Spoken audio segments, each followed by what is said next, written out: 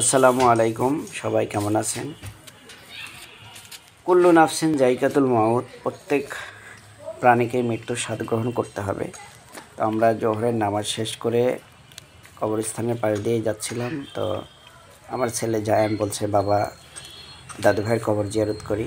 তো প্রায় আমাদের সঙ্গে কবর জিয়ারত করার জন্য ওর মনে আছে। তো আমার সাথে সেও যাচ্ছিল, আর আমার সঙ্গে ছিল আমার বড় ভাইয়ের দুই ছেলে, হুমায়িদ এবং সাবির।